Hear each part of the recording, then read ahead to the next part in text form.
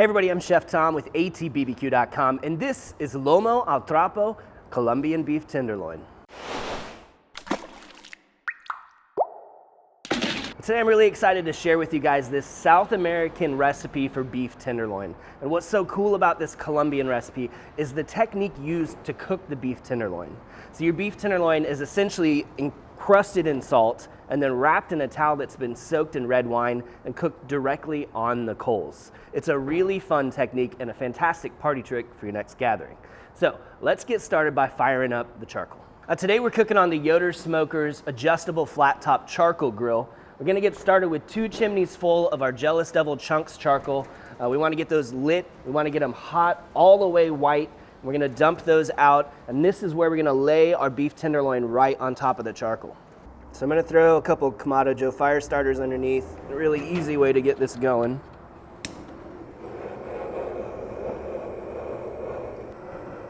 And we'll go start prepping our beef tenderloin. And before we get to breaking down our tenderloin, we're gonna start soaking our towel in the red wine.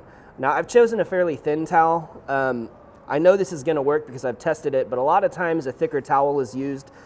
The thing you gotta concentrate on is make sure that if you're using a thin towel, make sure you can double it up so you've got double the layers for that wine to soak into, and it's still large enough to cover everything. Now in addition to the towel, I wanna add probably good like 6 feet of my twine in here to soak as well, because we're gonna tie this around the outside. If it's soaking in the wine, it's gonna take a little bit longer for it to burn through with the coals. I'm gonna use about a half a bottle of a dry red wine to soak everything. Just make sure that it's fully saturated. We'll let it sit here and soak up even more of that wine while we trim out this beef tenderloin. So what we have here is a whole beef tenderloin. This comes from Creekstone Farms. It's a prime grade, fantastic piece of meat. This is the whole thing. So you kind of got this like football shaped piece at the end. It tapers off till it's real thin. You've got this chain that we've got to take off here. So we're gonna break this thing down. All of these pieces are usable, but what we're cooking today is mostly like this center section of the tenderloin itself here. So first thing I'll do is take the chain off. This wants to separate here anyway, so you can kind of start to pull it apart by hand and then use your knife where you need to.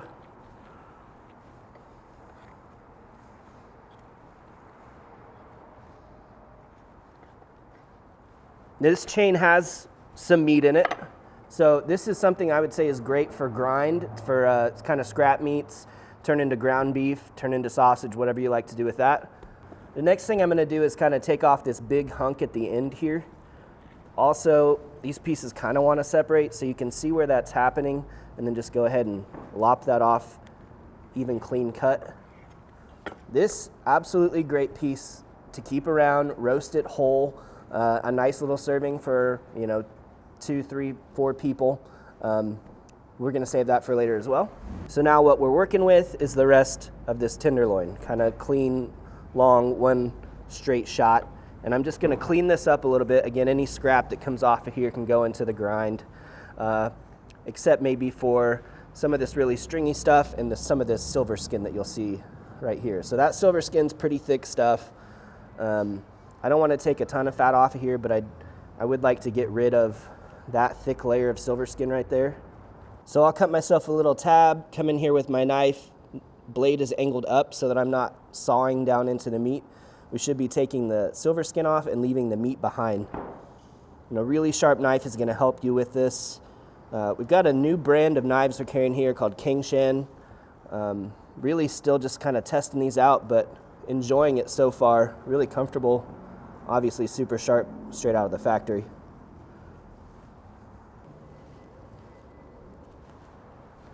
All right, any fat that's left like that, not gonna bother me a lot. I don't mind having a little bit of fat left inside of our cloth. We'll take off any hard fat, any big pieces, but for the most part, this is good to go just the way it is. Now you can see how tapered this is down here, this tail end. So what we can do here, so we can just fold that over When it goes into that wrap in the cloth, now you kind of got like one even thickness all the way across. So now I'm just going to give this cloth a gentle squeeze. I want it to hold most of that. I just don't want to spill wine everywhere, especially when you're working with red wine and worried about staining stuff. We're going to lay this out. It's doubled up already, lengthwise, just like that.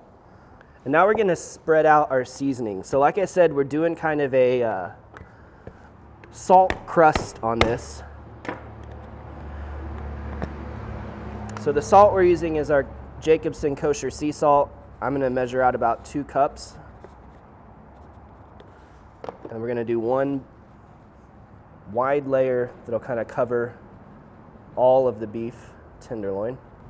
If you're unfamiliar with this idea of a salt crust, don't be scared by the amount of salt that's on here. You're not eating this in the end. It's literally there to fully enclose that meat so it partially steams as it cooks.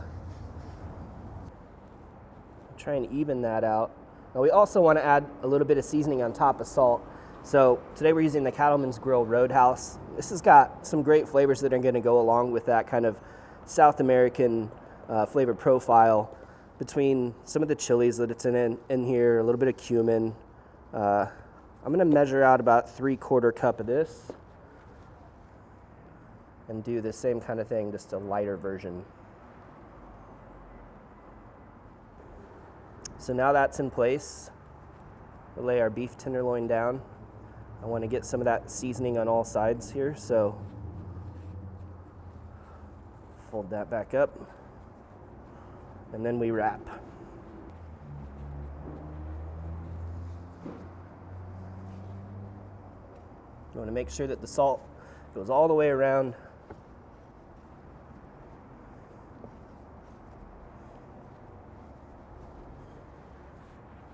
Wrap that up tight. And then here at the ends,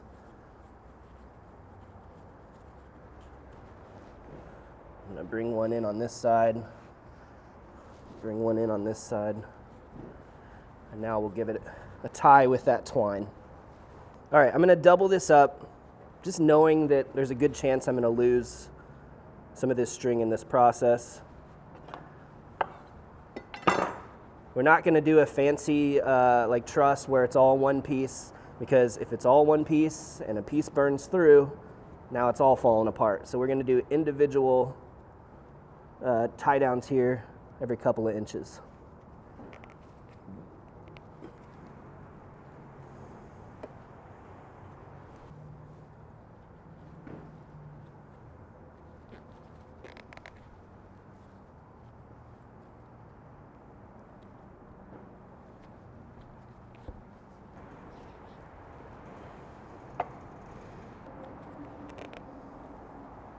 All right, last one now.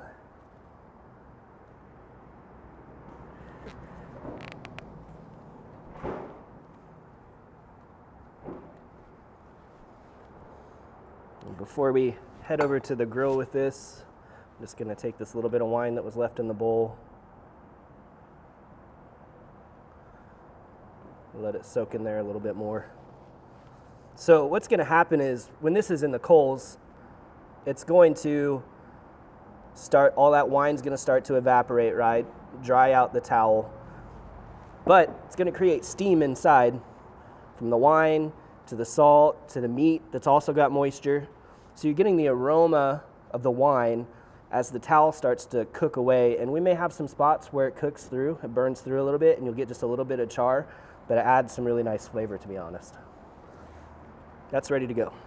The charcoal's looking pretty good. We're going to get that dumped out.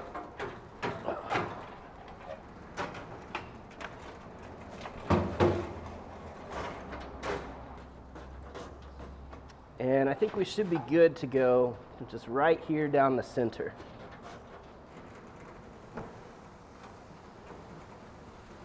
Super hot in there. So I'm going to close up the lid so we can trap some of that heat in there right now. We're going to go about 10 minutes, then flip it, probably another 10 minutes. We're looking for an internal temperature of about 120. Now that the beef tenderloin's on, we got the station cleaned up, we've got a little bit of time to put together just a little something extra to serve with our beef tenderloin. We're making an aji picante. So aji is kind of a Colombian salsa, typically not spicy. Gonna be a little bit heavier on the onion maybe. It's got some tomato, it might have some sweeter peppers in it, but we're gonna turn up the heat just a little bit on that and do, like I said, a picante version of this aji. So I'm gonna break this down super fine in the blender. It's not gonna be like a chunky kind of salsa. So that means all we have to do is kind of just give our ingredients a rough chop. Take one large tomato, break that down. And all these ingredients are just gonna come together in the blender. A medium white onion, yellow onion, red onion, whatever you like. All of these ingredients can be, changed and played around with until you find what you're particularly fond of.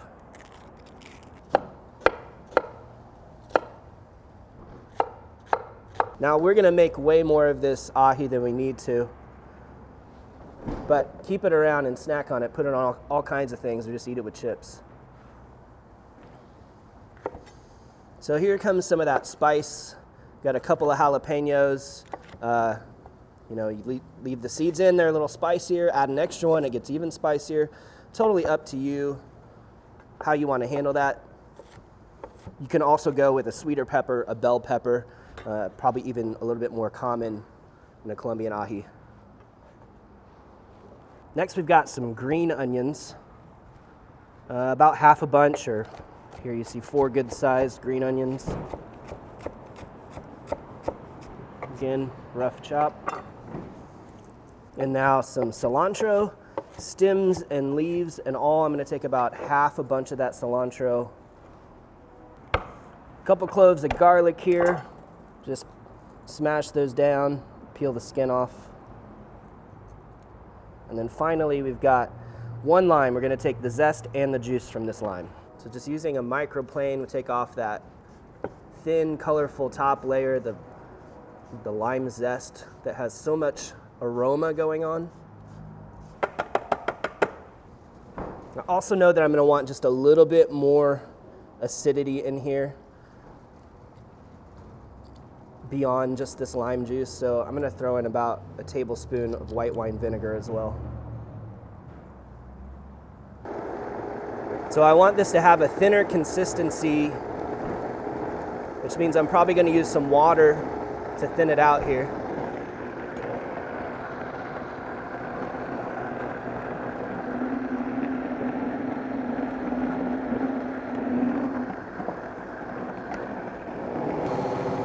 All right, looks good, let's taste it. Oh, so fresh. Love the heat from the jalapeno. That's gonna be a great complement to that wine-soaked beef tenderloin. 10 minutes in now, we're ready to flip. Yeah, a lot of that charcoal's gonna come with it. It likes to stick to that towel. This is fine, it's gonna keep cooking from that top side as well.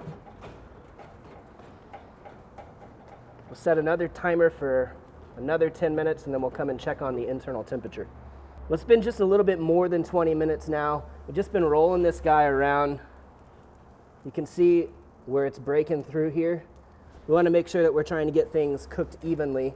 So now this is probably our last resting spot right here. Like I said, we're aiming for like 120 finishing internal temperature, but honestly, to get that temp, we need to pull it at more like 105 to 110 in order for it to stop cooking, because it's going to carry right over when it's encased in that salt. Let's get this thing off and resting.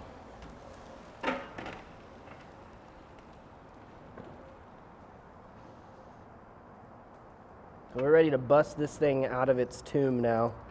Start peeling it back. You can see in those thicker layers how we form that salt crust. Fully salt on the outside. Got some of that seasoning on the inside. It smells like wine too. I mean, that aroma has permeated into the cook. Obviously we want to get rid of any bits of towel that are left behind here.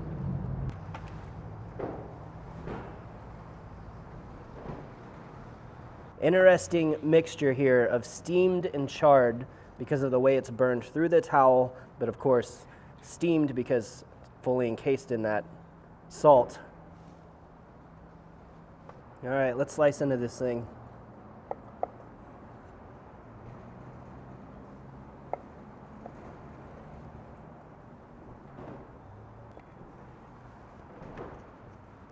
How's it look? Nice little pink center. And that's why we got to pull it low. Look at that. That's the pink you get when you pull this at 110. So definitely account for that carryover to cooking. But I mean, the doneness looks fantastic. It's just crazy juicy. Tenderloin's not a cut that you're gonna have a lot of fat in. So that juiciness is really important. Obviously it's gonna be super tender just because that's the nature of this cut of meat. Let's go ahead and get a bite.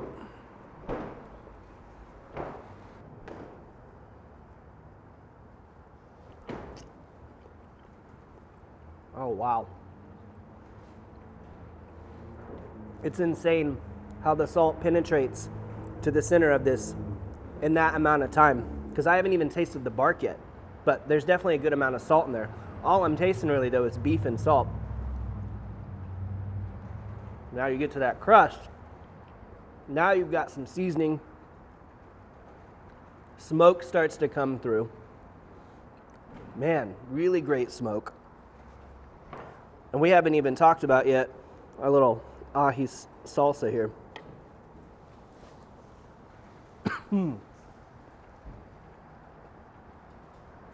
Pungent little kick at first. I love it. Nice amount of burn. This is crazy juicy. Pull it low. Can't emphasize that enough. Pull it low. You're going to think it's not done yet. It's going to be done by the time you slice into it. But man, the flavors are fantastic. Red wine aroma surrounding the whole thing. This is such a fun technique. I mean, and to do this with your guests, full interactive experience, this one's really cool.